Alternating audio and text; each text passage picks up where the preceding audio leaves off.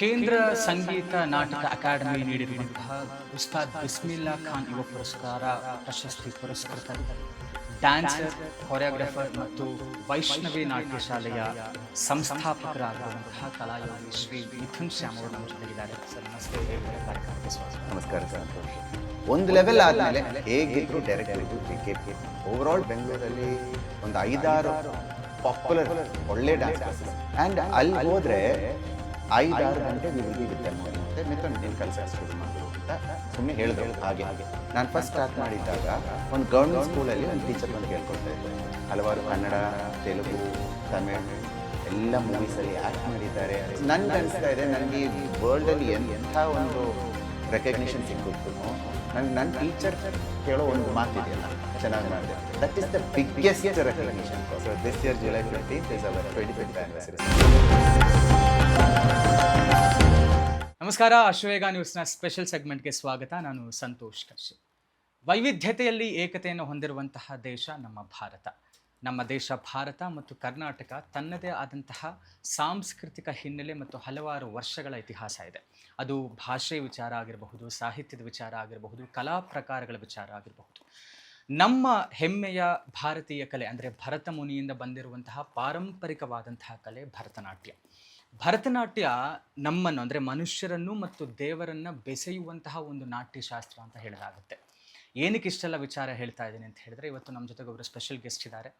ಕಳೆದ 32 ವರ್ಷಗಳಕ್ಕೂ ಹೆಚ್ಚು ವರ್ಷಗಳಿಂದ ತಮ್ಮದೇ ಆದಂತಹ ರೀತಿಯಲ್ಲಿ ನಾಟ್ಯ ಸೇವೆಯನ್ನು ಮಾಡ್ಕೊಂಡ್ಬಂದಿದ್ದಾರೆ.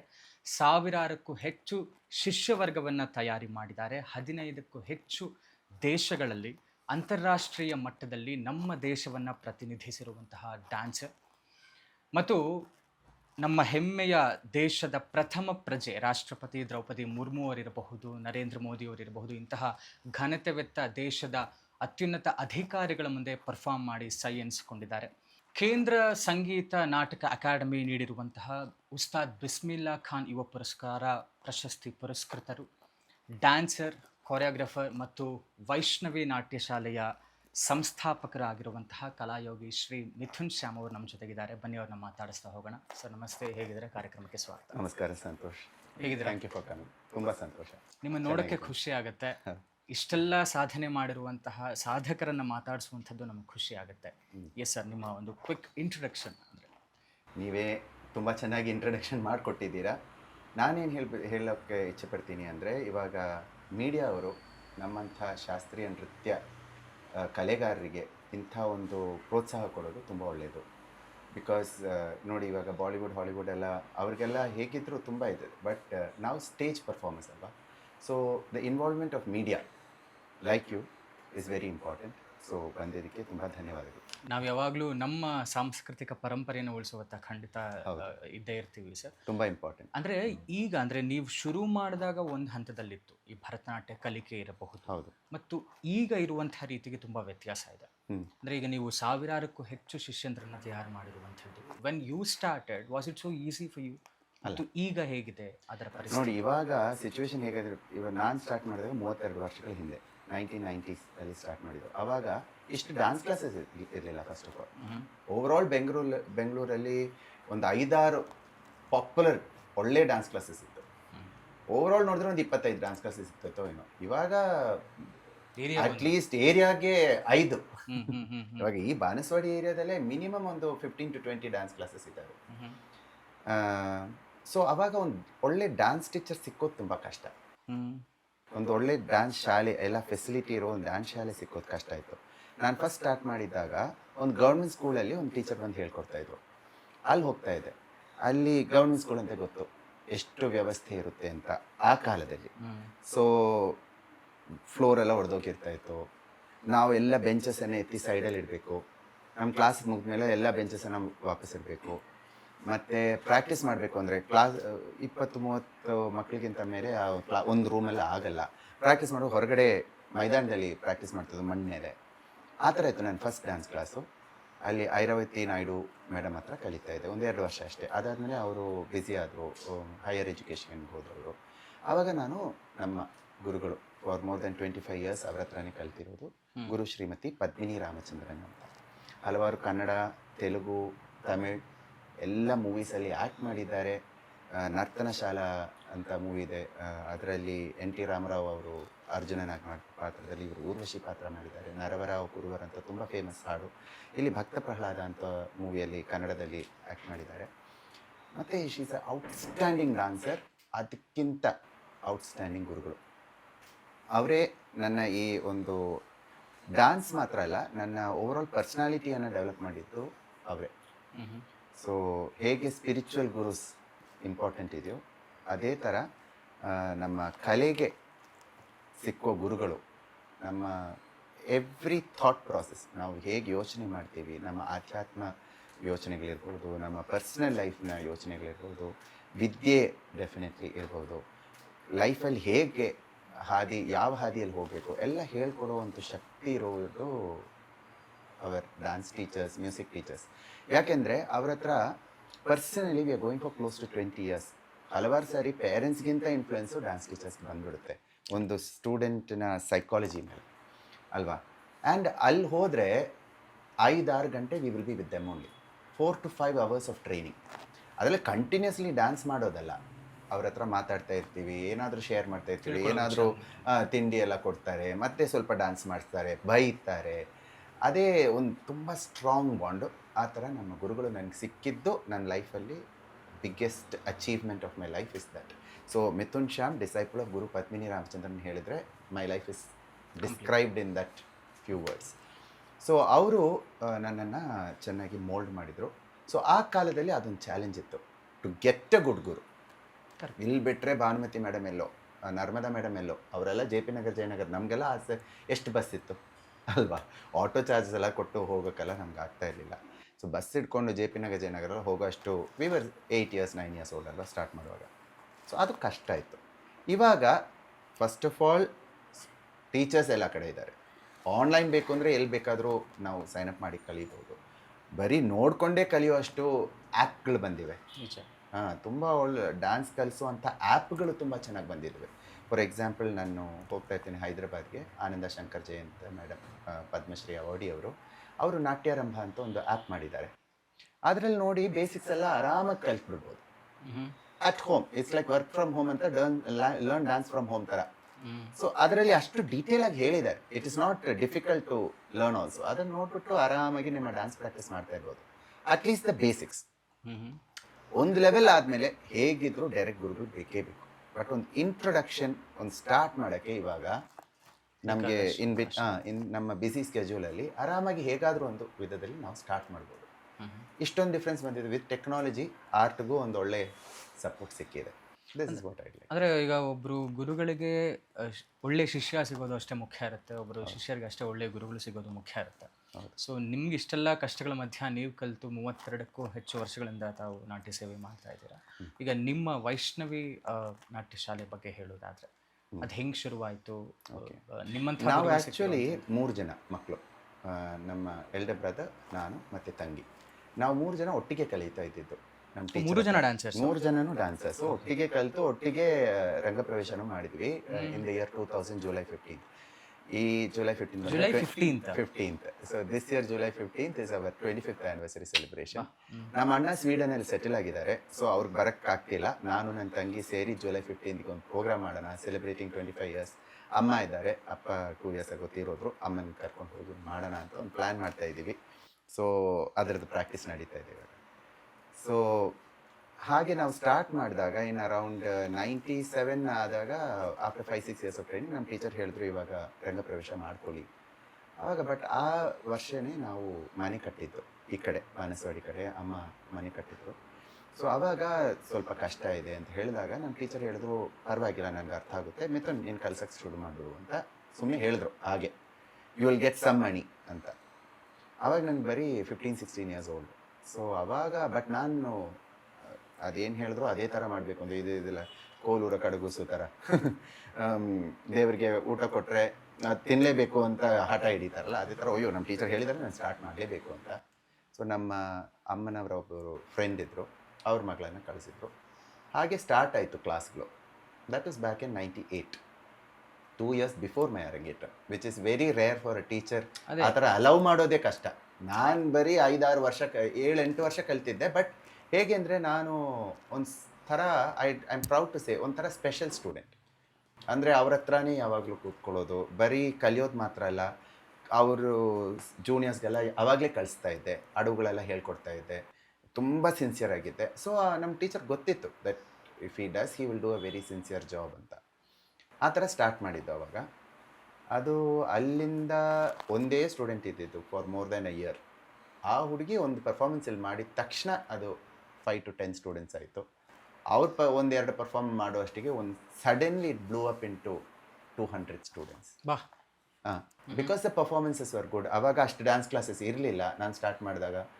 ಅರೌಂಡ್ 2000, 2003, 2004 ಅಲ್ಲಿ ಇಲ್ಲಿ ಇದೆಲ್ಲವೂ ಆಗಿದ್ದು ನಿಮ್ಮ ರಂಗ ಪ್ರವೇಶಕ್ಕೆ ಮುಂಚೆ? ಇಲ್ಲ, 2000 ಆದಮೇಲೆ ನಾನು ಸ್ಟೂಡೆಂಟ್ ಪರ್ಫಾರ್ಮ್, ಬಿಕಾಸ್ 2 years ನಾನು ಟ್ರೈನ್ ಮಾಡ್ತಾನೆ ಇದ್ದೆ ಅವರಿಗೆ. ಬಟ್ ಎಕ್ಸ್ಪ್ಯಾಂಡ್ ಆಗಿದ್ದು ಆಫ್ಟರ್ ಮೈ ರಂಗ ಪ್ರವೇಶ. ಸ್ಟಾರ್ಟ್ ಮಾಡಿದ್ದು 2 years ಬಿಫೋರ್ ಮೈ ರಂಗ ಪ್ರವೇಶ. ರಂಗ ಪ್ರವೇಶ 2000 ಆಯಿತು.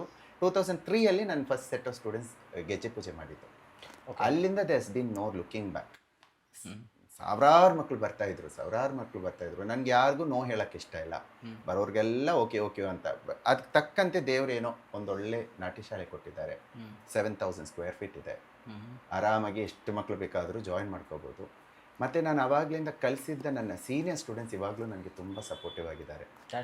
ಅದೇ ಮುಖ್ಯ ಆ್ಯಂಡ್ ನನ್ನ good luck, I was a good student to my teacher. Correct. ಅದಕ್ಕೆ ನನಗೂ ಒಳ್ಳೆ ಡಿಸೈಪಲ್ ಸಿಕ್ಕಿದ್ದಾರೆ ಅಂತ ನಾನು ಯೋಚನೆ ಮಾಡ್ತೀನಿ. ಆ್ಯಂಡ್ ಅವ್ರದ್ದು ಟ್ರೈನಿಂಗ್ ಹೇಗೆ ಅಂದರೆ, ಅವರು ಗೆಜ್ಜೆ ಪೂಜೆ ಆದಮೇಲೆ ಜೂನಿಯರ್ ಎಕ್ಸಾಮ್, ಸೀನಿಯರ್ ಎಕ್ಸಾಮ್ ಎಲ್ಲ ಮಾಡ್ಕೋತಾರೆ. ಮತ್ತು ಸೋಲೋ ಆಗಿ ಗೆಜ್ಜೆ ಪೂಜೆ ಮಾಡೋದು ಯಾವಾಗಲೂ ಗ್ರೂಪ್ ಆಗಿ ಮಾಡ್ತಾರೆ. ಮತ್ತು ಸೋಲೋ ಆಗಿ ರಂಗಪ್ರವೇಶ ಮಾಡ್ತಾರೆ. ಅದಾದಮೇಲೆ ಟೀಚರ್ಸ್ ಟ್ರೈನಿಂಗ್ ಶುರುವಾಗುತ್ತೆ, ನಟುವಾಂಗ, ಕೊರಿಯೋಗ್ರಫಿ. ಅದಕ್ಕೆ ಇವಾಗ ನಾವು ಹೇಗೆ ಹೇಳ್ಕೊಡೋದು, ಸೊ ಜೂನಿಯರ್ಸನ್ನು ಕಲಿಸಿ ಅದನ್ನು ನಾನು ಮಾನಿಟರ್ ಮಾಡಿಬಿಟ್ಟು ಕರೆಕ್ಷನ್ಸ್ ಎಲ್ಲ ಕೊಟ್ಟು ಆ ಥರ.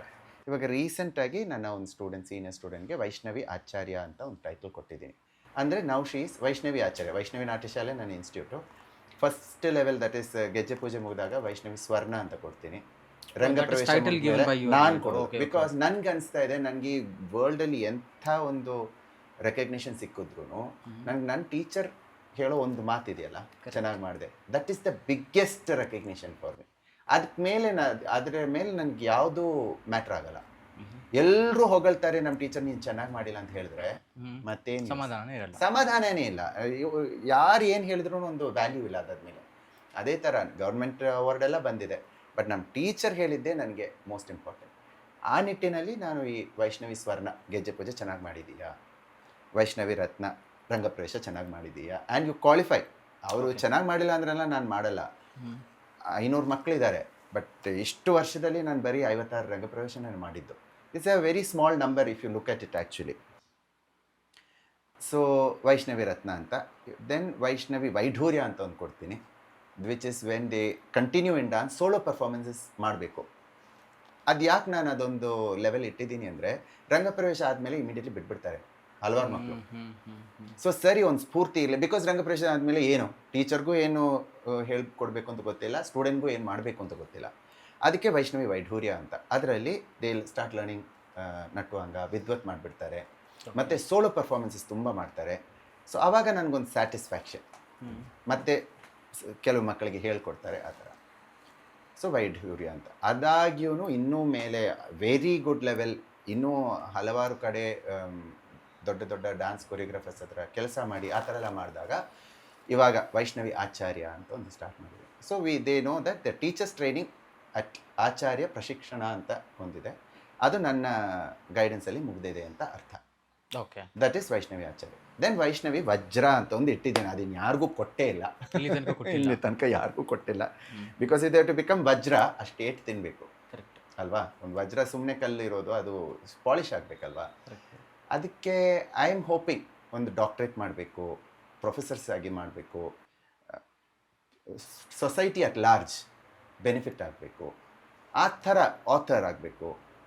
ಆ ಥರ ಒಂದು ವೆರಿ ವಿಶಿಷ್ಟ ಒಂದು ಕೆಲಸ ಮಾಡಿದ್ರೆ ನಮ್ಮ ಭರತನಾಟ್ಯ. ಅಂದರೆ ನೀವು ಆ ಥರ ತಯಾರಿ ಮಾಡಿದರೆ ಯಾರಿಗಾದರೂ? ಮಾಡ್ತಾ ಇದ್ದೀನಿ.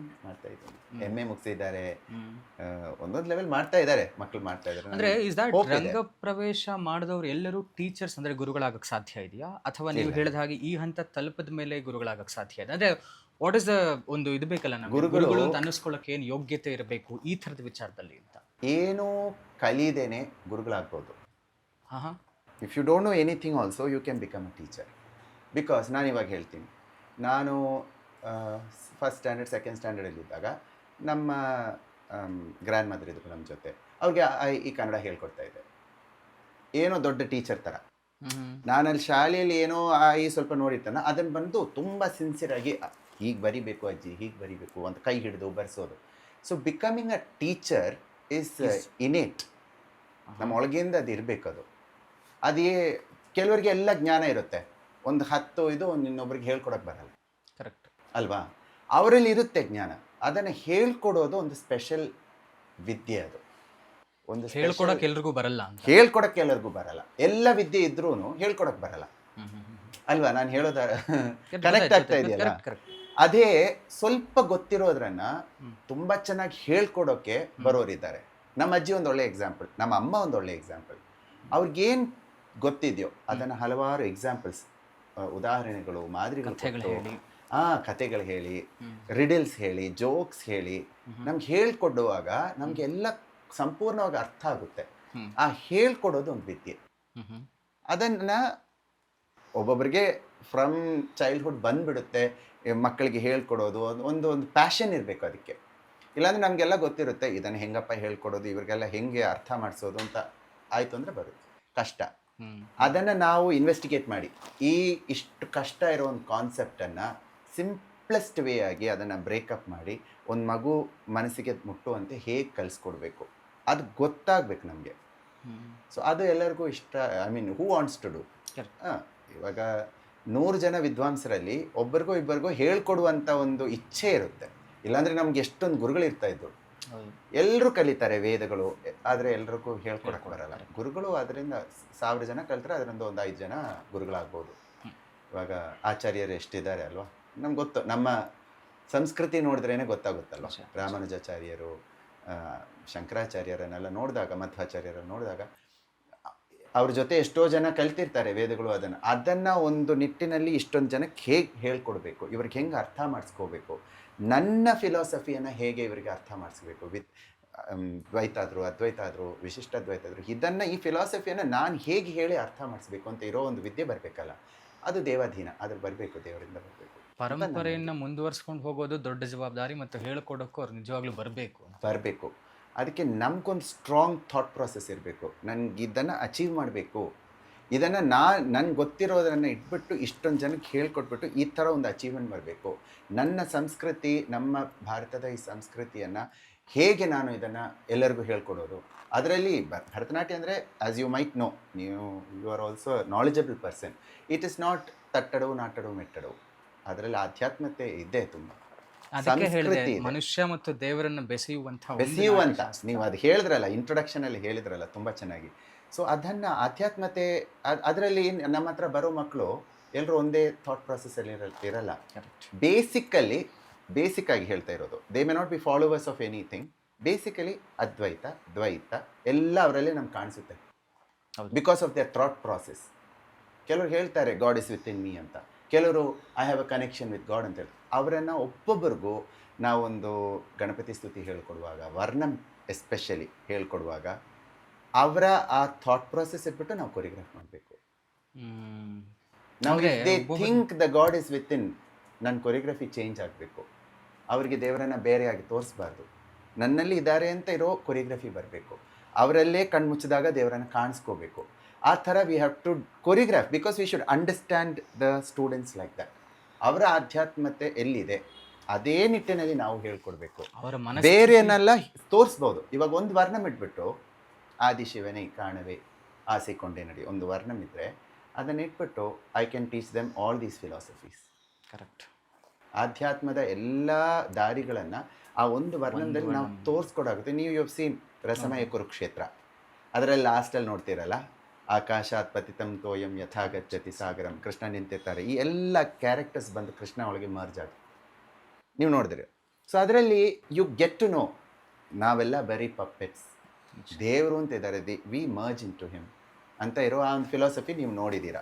ಸೊ ಈ ಥರ ಅವ್ರಿಗೆ ಈ ಎಲ್ಲ ಫಿಲಾಸಫೀಸ್ ಹೇಳ್ಕೊಡೋ ಒಂದು ಶಕ್ತಿ ಇದೆ. ಅದನ್ನು ಹೇಳ್ಕೊಡ್ಬೇಕು ಅಂದರೆ ಅಷ್ಟು ಜ್ಞಾನ ನಮಗಿರ್ಬೇಕು. ಫಸ್ಟ್ ಆಫ್ ಆಲ್ ನಾವು ಓದಬೇಕು ಚೆನ್ನಾಗಿ, ಆ್ಯಂಡ್ ದೆನ್ ಕರೆಕ್ಟಾಗಿ ಅದಕ್ಕೆ ಅವರು ಕೇಳೋ ಪ್ರಶ್ನೆಗಳಿಗೆ ಉತ್ತರ ಹೇಳಿ ಕಲಿಸೋ ಒಂದು ಸ್ವಭಾವ. ದಟ್ ಈಸ್ ಹೌ ವೈಷ್ಣವಿ ನಾಟ್ಯಲ್ started. And now over the past 27 years ಇವಾಗ 539 ಸ್ಟೂಡೆಂಟ್ಸ್ ಇದ್ದಾರೆ ಪ್ರೆಸೆಂಟ್ಲಿ ಲರ್ನಿಂಗ್. ಸಾವಿರಾರು ಮಕ್ಕಳು ಬಂದು ಹೋಗಿದ್ದಾರೆ. ಇವಾಗ ಕರೆಂಟ್ಲಿ 539 ಸ್ಟೂಡೆಂಟ್ಸ್ ಇದ್ದಾರೆ. ಅದರಲ್ಲಿ ದ ಸೀನಿಯರ್ ಮೋಸ್ಟನ್ನು ನಾನು ಹೇಳ್ಕೊಡ್ತೀನಿ. ನನ್ನ ಸೀನಿಯರ್ ಸ್ಟೂಡೆಂಟ್ಸ್ 10 ಜನ ಟೀಚರ್ಸ್ ಆಗಿದ್ದಾರೆ. ಅವರು ಬೇಸಿಕ್ಸು ಟಿಲ್ ಗೆಜ್ಜೆ ಪೂಜೆ ಲೆವೆಲ್ ಅವರೇ ಹೇಳ್ಕೊಡ್ತಾರೆ. ನಿಮ್ಮದೇ ಸ್ಟೂಡೆಂಟ್ಸ್ ಈಗ ನಿಮ್ಮಲ್ಲಿ ಹೌದು. ಗುರುಗಳು. ನಾನು ಬೇರೆ ಕಡೆಯಿಂದ ಟೀಚರ್ಸ್ ತಗೊಳ್ಳಂದ್ರೆ ಆಗಲ್ಲ. ನನ್ನ ಪರಂಪರೆ, ನಮ್ಮ ಪಾಠಾಂತರ ಬಂದ್ಬಿಡುತ್ತೆ. Correct correct. ಅವಾಗ ಏನಾಗುತ್ತೆ ಅಂದರೆ ನಾವು ಹೇಳ್ಕೊಡೋ ಥರ ಅವ್ರಿಗೆ ಹೇಳ್ಕೊಡೋಕೆ ಬರಲ್ಲ. ಸೊ ಅದಕ್ಕೆ ನನ್ನ ಸ್ಟೂಡೆಂಟ್ಸ್ 10 ಸ್ಟೂಡೆಂಟ್ಸ್ ಸೀನಿಯರ್ ಸ್ಟೂಡೆಂಟ್ಸೇ ಬೇಸಿಕ್ಸ್ ಎಲ್ಲ ಹೇಳ್ಕೊಡ್ತಾರೆ. ಅದರಲ್ಲಿ ತುಂಬ ಸೀನಿಯರ್ ಇರೋರು ಇದ್ದಾರೆ, 20 ಇಯರ್ಸ್ ನನ್ನ ಜೊತೆನೇ ಇರೋರು. ಅವರು ಗೆಜ್ಜೆ ಪೂಜೆ ಅರಂಗೇಟ್ರಂ ಲೆವೆಲ್ಗೂ ಹೇಳ್ಕೊಡುವಂಥ ಒಂದು ಸಾಮರ್ಥ್ಯ ಅವ್ರಿಗೆ ಇವಾಗ ಬಂದಿದೆ. ನಾನು ಪ್ರೊಫೆಷ್ನಲ್ ಇವಾಗ ಥೀಮ್ ಬೇಸ್ಡ್ ಒಂದೊಂದು ಮಾಡ್ತಾರಲ್ಲ, ಅದನ್ನೆಲ್ಲ ನಾನು ಕೊರಿಯೋಗ್ರಾಫ್ ಮಾಡ್ಕೊಡ್ತೀನಿ.